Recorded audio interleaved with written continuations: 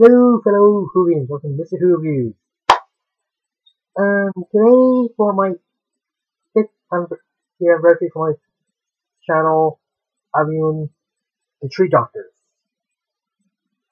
This is the 10th anniversary special for Doctor Who, and the first multi-Doctor crossover, and has a bit of a tradition, that the multi-Doctor crossover be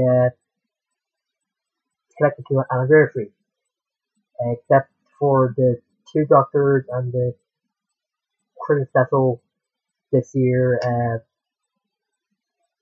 Twice Upon Time, I think it's called. Yeah. What harm is the tradition? Around this time, that John Pertwee is Doctor and Joe Grant is his companion. Going on the third Doctor, by the end of the second Doctor's era, a lot of things was changed. For one, Doctor Who was in colour for the first time. And Doctor really travel around in space, more of a Earth-centric show, since the Time Lords took away the Doctor's decelerization circuit and took away his knowledge of the time travel. I was saying the circuit thing, whatever. So Doctor had to do some stuff to buy his time, or distract him.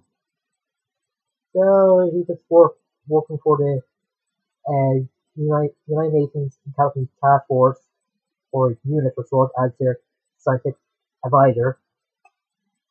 But sometimes he did go on world if the Time Lords had an assignment for him, so there were some space stuff. It was still good. Some of the stuff might be boring, but some of the action stuff as well, since the Doctor did do some fighting this time rather than just using scientific stuff or just talking. So let's get on to the episode. In this, Dr. Taylor comes to the unit after this person named Wallace goes missing. And so he found this anomaly that looks like lightning, but the Doctor thinking that it isn't.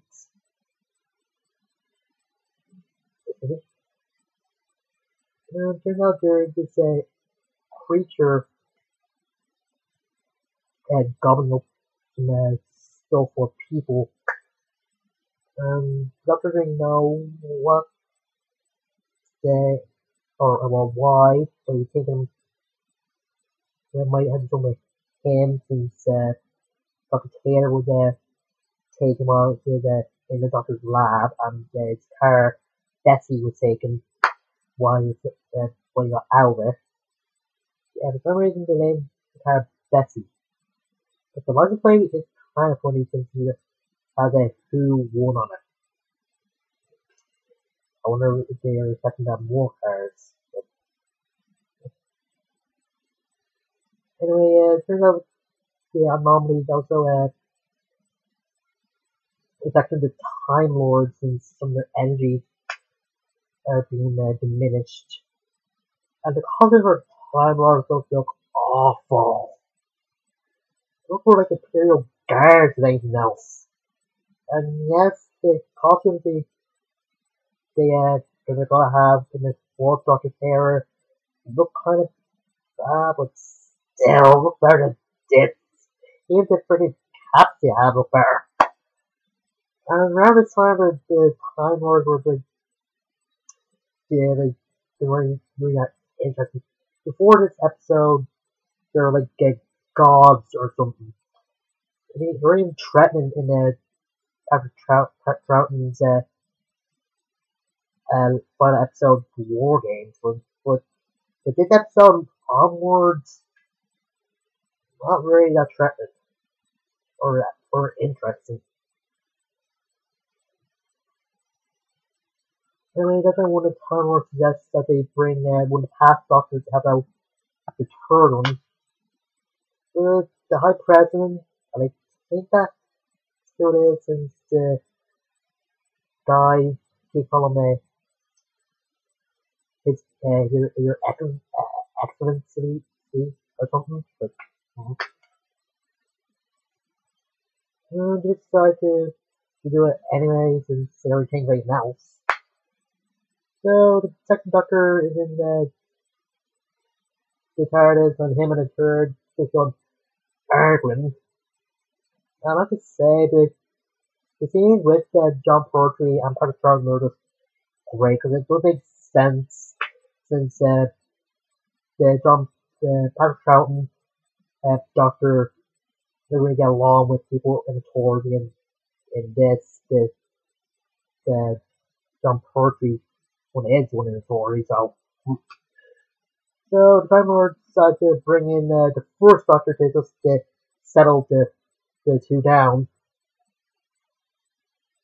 But since Winter Hartnell was sick at the time, they only have him on a screen in like a bubble pyramid dome thing. So he has some remarks about the teacher self as well, but it's kind of funny. Oh yeah, this is the episode where the second Doctor said, "Oh, you're getting tired, do you? I don't like it." Yeah, it's used a few times with the 11th Doctor, and this is 1 year here. Ugh. Anyway, after the first Doctor comes, the first two decide to have a telepathic conference to get the second Doctor call up what's going on. And the third Doctor goes outside and decides to get swallowed up by the matter creature.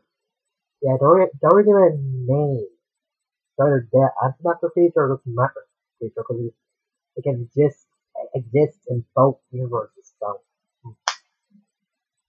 too bad for the third Doctor that Joe comes with him. Yeah, I don't know why. Like, I heard there's like subtext that the Doctor loved with Joe. Yeah, I'm not gonna get Joe cares much about him. And then when the second Doctor and Benson come out, and then when the Brigadier sees the second Doctor, he can't really believe it, and he thinks that he's in space again. Yeah, and oh yeah, the Brigadier is a good character, even though he's like a good character that was too certain aspects later, which makes sense. He's a soldier. Yeah, I wouldn't have this matter.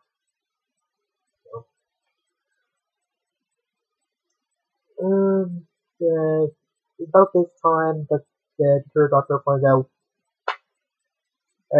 who is behind taking him, Joe, and Dr. Tyler to the antimatter world or dimension, whatever. That's the famous Time Lord figure called Omega, or named Omega.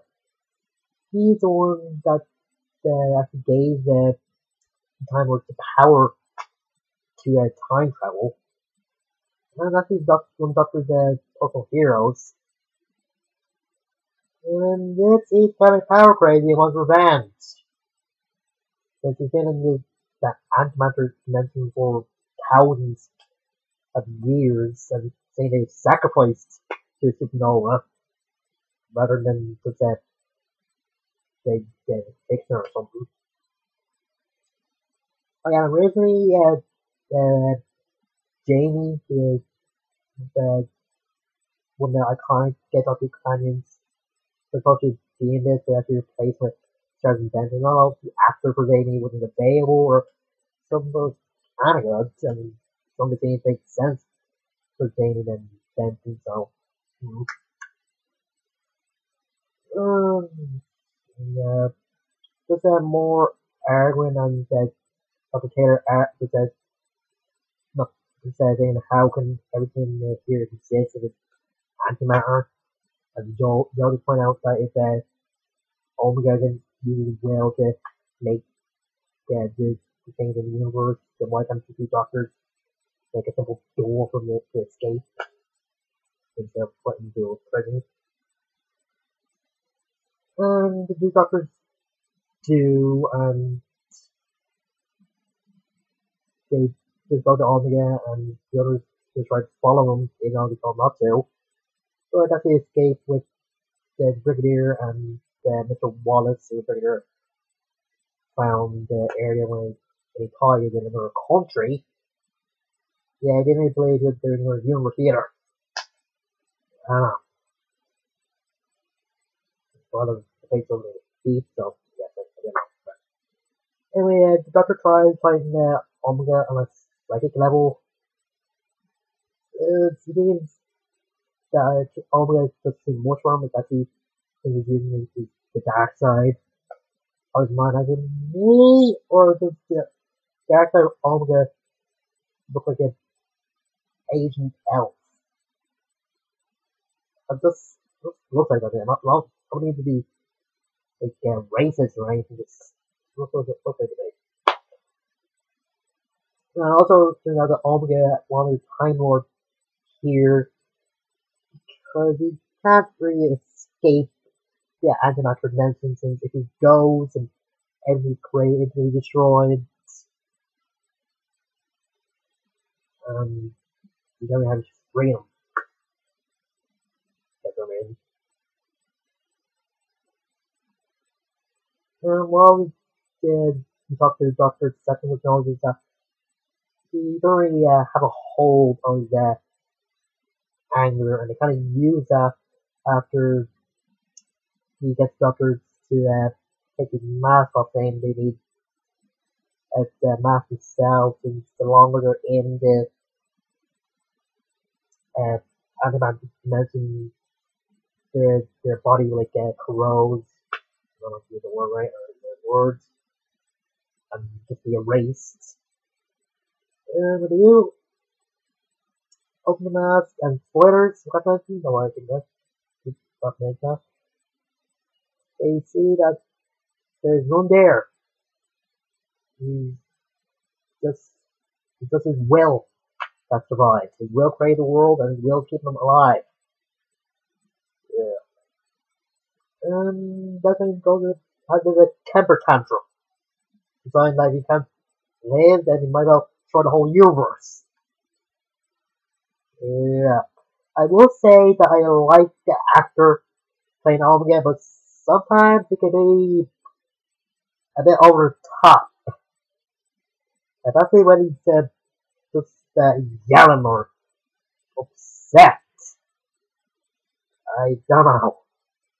I guess that was what the director or writer was looking for, but still, you have to go voice. Anyway, the doctors make it out, and they also make it to Unit HQ, which is where everybody else is. And after having another telepathic conference with the first doctor, they decide to try to give Omega this force field generator. And turns out the doctor's quarter is in between it, or in it. Yeah, the second one was looking for it, trying all and stuff like that. For some reason, they keep calling it different things to get flute or something else. I kind of get. I don't know why they get called that. It's also a recorder. So whatever. Anyway, doctors just called Omega on their viewing screen, and there's that force to stay with Omega while their friends go back. Yeah, they somehow go back to the mist that comes out of the similarity chamber. Science fiction. And at first, Geologist want to go, but Brigadier was convinced her to go anyway. And when the doctor shows Omega their idea, He doesn't really believe it, and he starts arguing with them, and he just loses control of his anger again, and the recorder actually falls out. But it turns out that since the recorder was in the shield generator thing, it was the only thing that remained as matter, because when the doctor and the others, or whatever the matter creature soaked up in the anti world were sent there, they're made into antimatter thanks to only his will. So the Big Bang and the scenario is called the supernova, therefore it's destroying Omega and giving them the only freedom it has. Or should I say seemingly destroyed, because he does come back in a fifth Doctor episode, and I have to say his mask is actually worse in that than in this. And some other people in there were in it as well, like Colin Baker before he became a Sixth Doctor, and the guy, or the actor that played Alfred in the Tim Burton and the Joel Schumacher Batman movies. So, yeah. Oh yeah, he was also in a William Hartnell era episode called The Celestial Toymaker. And when he was dressed, I don't know if that's still racist or what. Well, anyway, Joe's just upset since he's just thinking that the Doctor didn't escape, but when the TARDIS shows up, they both did. I didn't explain what happened, and then the first and second Doctor go, and then Sergeant Benson and Brigadier go and check if anything's missing. And Benson was points out if that anything is missing, where would it say it is? So, oh yeah, and then Mr. Wallace is home, and at the end the boy's just given out, and that's where he was. He tell her since probably wouldn't believe her. And Dr. Taylor goes back to the university, as anyone who is writing his blogs and wants to keep his job. And the Doctor just feeling guilty like it's Omega, or definitely since it's one of his heroes. That's when DLA a circuit shows up thanks to the Time Lord and the information Time Lord is getting back to the Doctor. So they have time travel now, but he still have to make a new force field generator. So he isn't really ready to go to outer space or through time yet, but still. And that's just the end. And this was a 4-part episode of that mentioned. We had the kind of second era of Doctor Who usually split episodes into different parts. And some were long, like the War Games episode was about 10 parts. So, anyway, this is a good episode. The chemistry between Pertwee and Troughton was great. And Omega was a good villain, even though he'd be a bit over the top. And Brigadier not really believing that the Doctor changed face back to the Doctor that he knew from the Yeti and the Starman episode that we first met. It's kind of believable since you really see it, but the other times that we saw it when John Pertwee regenerated into Tom Baker, so him not believing that they're in another dimension. I don't really know if I like that or not, but whatever. Replacing Jamie with Sergeant Benson was okay, but I don't know. I have to say that the 5th or the 20th anniversary episode 5 Doctors is a bit better than it. And I would mention that the foot soldiers that Omega had were kind of good. I don't know how to describe them, but like Reddit go bushes, the claws. I don't know if they give them a name. Yeah, what can I say? I do have plans on doing more classic era Doctor Who. Not really yet. Not really know if I'm definitely going to. I'm just considering it. So anyway, good luck then. Coming to you. Thank you guys.